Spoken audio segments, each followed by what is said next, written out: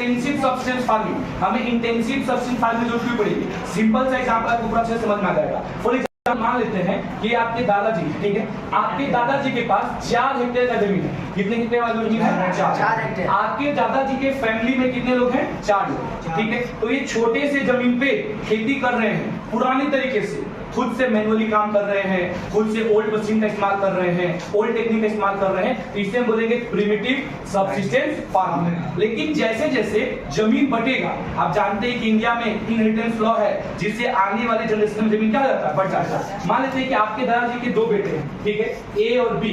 तो जब जमीन बचेगा तो ए को कितना मिलेगा? 2 हेक्टेयर, और बी को भी कितना मिलेगा? 2 हेक्टेयर। बी के भी 2 बेटे हैं, एक्स और वाई।